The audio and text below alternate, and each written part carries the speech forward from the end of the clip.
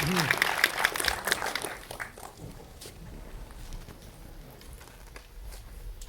is a lot more official. I don't have to yell, raise my voice in the first day of PAX.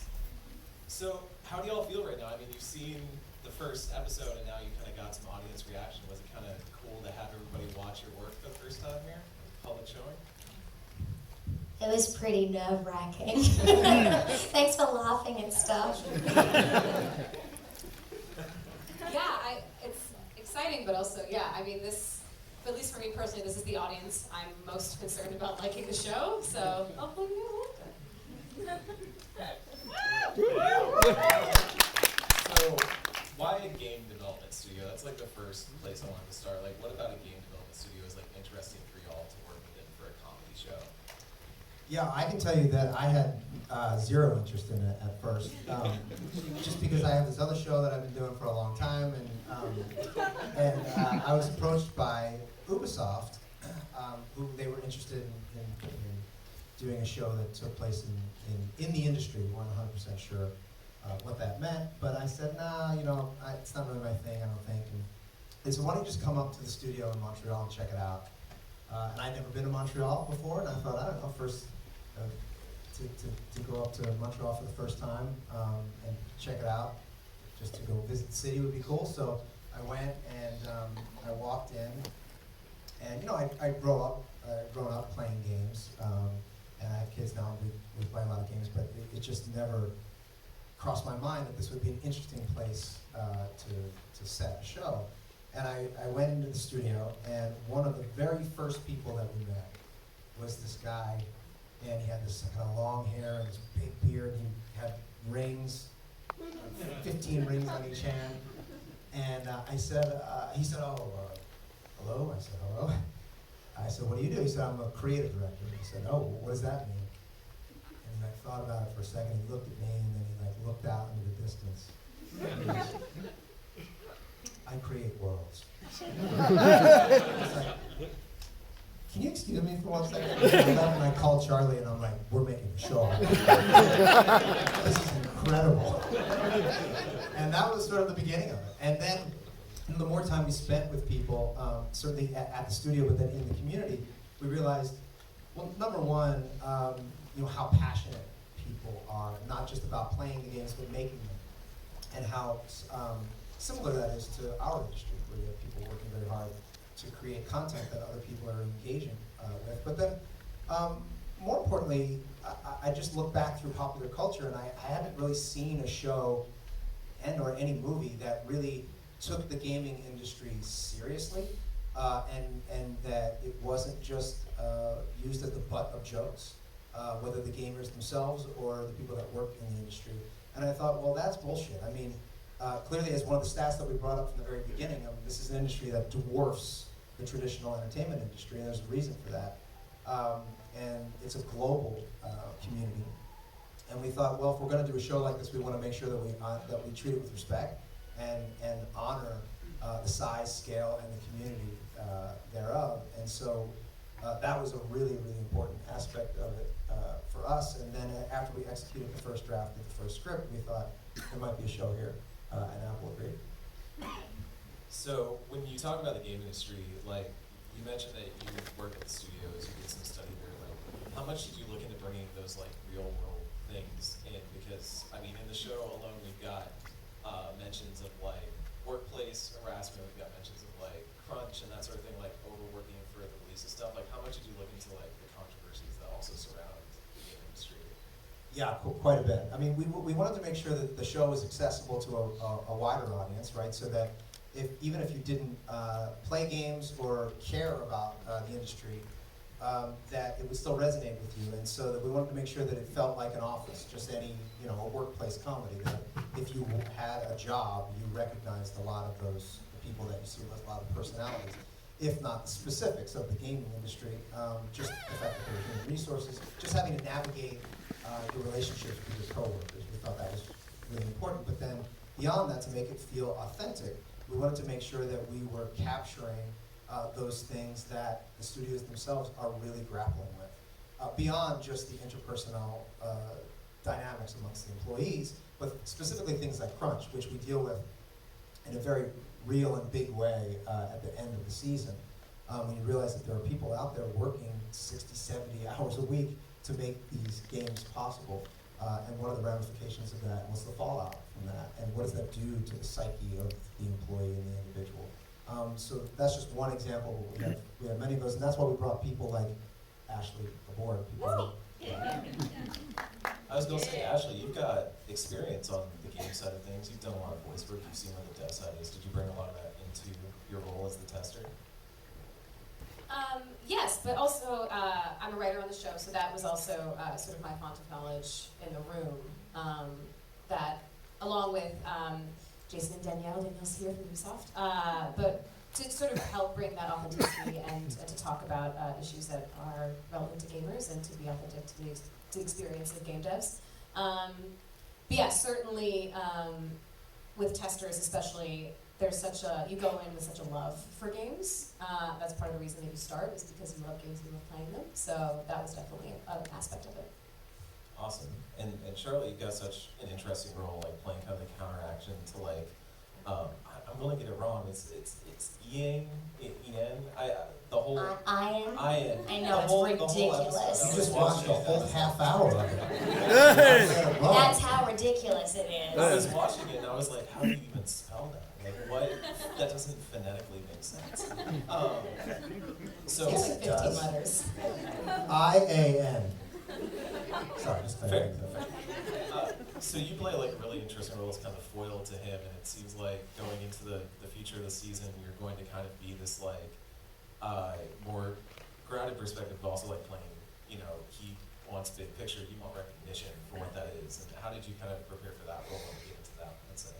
Yeah, I think from Poppy's perspective, Iron is the foil to the thing that she created, which I think it's interesting, like often the most charismatic person in the room, or the person that does that big picture, big, shiny, sparkly stuff often gets the most applause, and I think she definitely feels undervalued in this way of like, she's the person that makes this entire game possible, but her job is like boring compared to world builder, so she doesn't get the kind of credit she thinks she deserves, which is fun.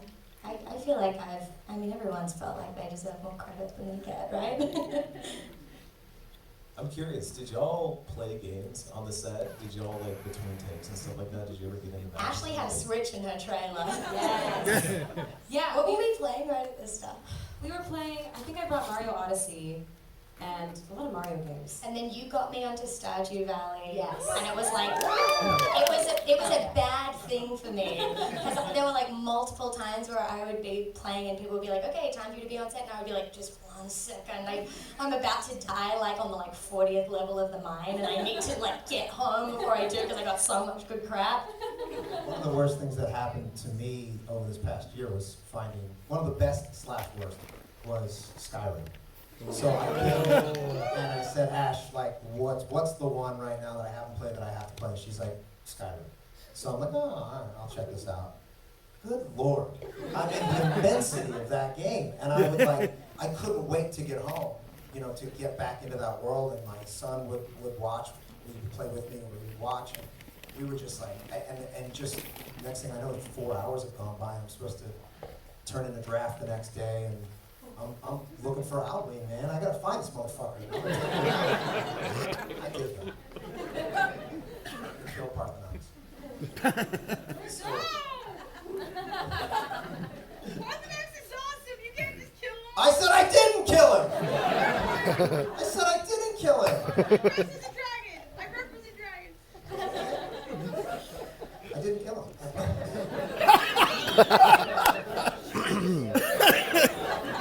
This is the headline. It's very cool. You gotta be careful with the shit you say here. And the moral choices you make in video games. Can we talk about a moral choice for a second? Because you brought this up the other day. Okay, we were talking about Last of Us because we were playing. Are we cool with spoilers? I mean, it's been out for a million years. Yeah. Okay, so you asked me a question because I had just finished it, and you asked me a question Right. at the end, which was? I asked him if he had any sort of moral conundrum about killing an unarmed man trying to do his duties in the service of saving Ellie. And Rob had no qualms. He immediately was like, yeah, show shoot him. I wouldn't shot the nurse that was cowering at the The door. nurse begging for her life. Yeah, I just walked up and executed her. Well, I'm like, oh my god, I want to save Ellie, but not at this cost. And I put the controller down and I was thinking, and Man, at what cost? You have been mowing down people the entire day. they were trying to kill me. Their arms were like this. They were like, please. They're asking me this, like, please. They were asking you, begging. She does beg for her life. She begged for her. And I put Rob some shot right her to in the her back skull. of the head.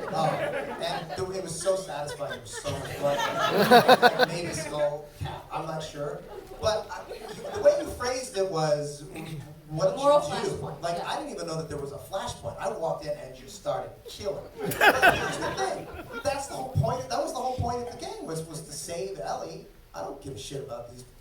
Fuck these motherfuckers. Rob map's a little bit close Wait to for the next Joel. one. Like, too closely to Joel, I think? When's the second one's coming out? They pushed it from February, right? May. I'm gonna kill everybody there too. As many nurses I can, I'm gonna take them all out. This guy's my boss. Someone call help. So why an MMO? Like, why an MMORPG? And not, like, a brutal murdering simulator like The Last of Us. Apparently wasn't. But why, was there a particular reason you liked the idea of an MMORPG as the setting and for like a game? We just wanted to make sure that there was communal play, and that it wasn't just. For as much as I love Last of Us, is one of my favorite. Actually, pretty much all of what Naughty Dog does is I'm a huge fan of. It just felt like, yes, there's a community of people that play those kinds of games, yet it didn't feel like we had as much opportunity to have people playing the games at the same time that we could access as a fan base. So that's where we went, using sort of World of Warcraft as maybe our, I suppose that's sort of like our Reference point. reference point. Should we talk about Pootie Shoe? Tell me about Pootie Shoe. Why? Like the idea of him as like this representation of just YouTube in general. I mean, the name phonetically, I feel like we can all maybe draw some comparisons to certain people, I but don't know what you're talking about. do you think that's like an interesting dynamic to look at for the show? Is, I mean, you were just talking about like having some nerves seeing the gamers in here, and I think we all in the audience know that gamers can certainly react to things in hyperbolic ways. And so, what was it like kind of like getting into that mindset of like seeing that side of the industry and trying to explore it in a funny way, but also like looking at it honestly, like this kid is literally like yelling and calling you stuff crap and stuff like that. Yeah, well, I think there's a couple ways of looking at it. I think, first of all, when I started doing like my research and looking into a lot of the streamers, I think it's easy to look at people and say, oh, these children have too much power and control over the industry. My take was, I don't know, I kind of love it. I feel like it puts so much more power back into the actual player's hands, as opposed to something that we've seen traditionally, certainly in our industry, which is that there's so much power given to the studios and or the executive producers and or the people that are making things, and then they're sort of put out into the community, and there's not, yes, you can get a certain level of feedback, but prior to the last 10 or 15 years, because of the advent of social media, everybody was sort of just a recipient of the information that was coming at them, and there wasn't a tremendous amount of opportunity to give a lot of feedback back. And yes, oftentimes that can be exceptionally toxic, but when it's not, I think it can be incredibly empowering for the players, the people, the fans, the people who want to engage on a level that they don't traditionally have the power and control to do. So I look at somebody like Pootie Shoe, and yes, we're playing it for comedy, but I think that that is a very important role. And I think that community feedback is a very important part of the process. So yes, whilst I am a little bit nervous and I fear some backlash, but you're going to get backlash no matter what, I think we've created something that that pays homage and respect to the community itself, and I think that people will pick up on that.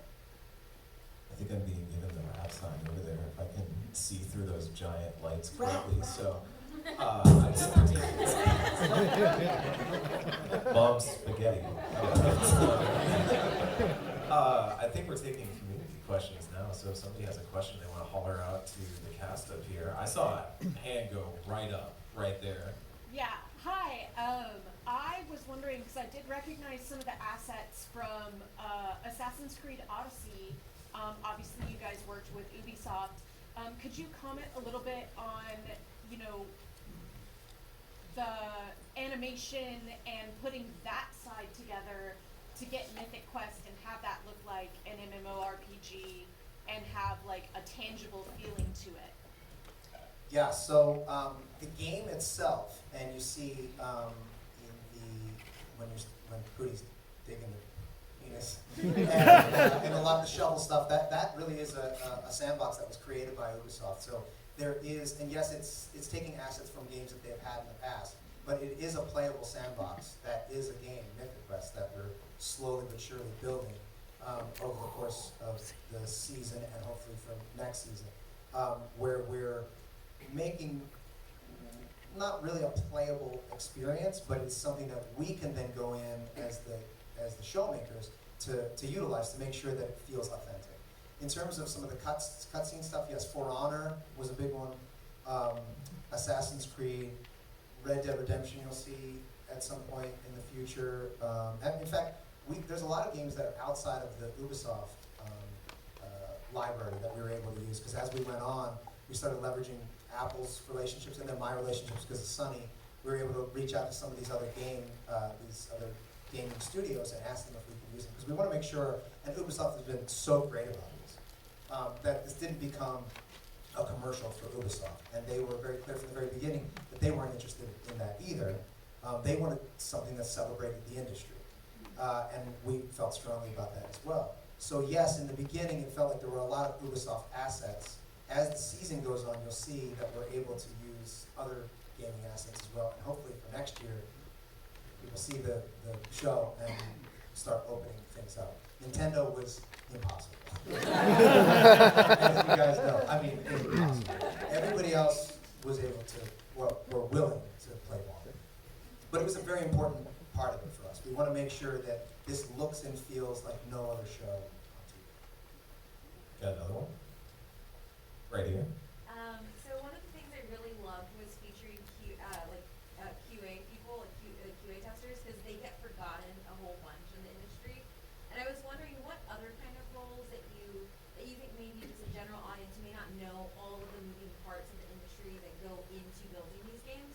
Did you that you showcased like community devs, stuff like that? What's how expansive is the work you're taking?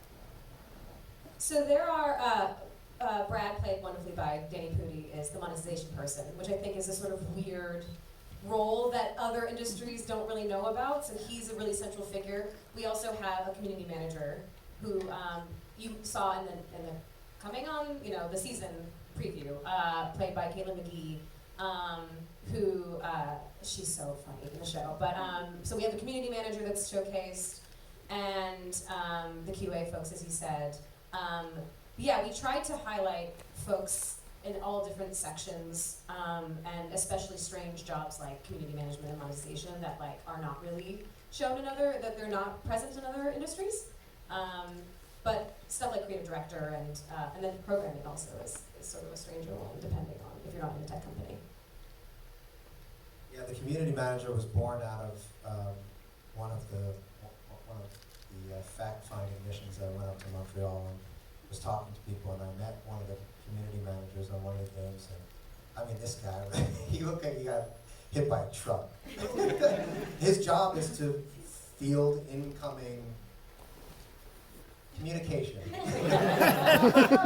from players, and they tend not to come with positivity. And so we thought, wow, that's a really interesting job and a really interesting character. And he took that job very seriously and recognized that he was the front lines. And yet, it's easy to dismiss it as, oh, just a bunch of trolls. But the truth is, if you have 90% of the community coming in and saying, this isn't working, and we're angry about it, that's important information to have. And he was the conduit, unfortunately, for that information to get to the higher ups. But we thought, wow, that's a really interesting area to explore. One more, right here. I just wondered, you mentioned that all the episodes are coming out on the same day. That most Apple TV shows so far have been weekly. Was there a reason that this show's getting dropped kind of in the Netflix format versus the weekly format? Yeah, well, we forced them.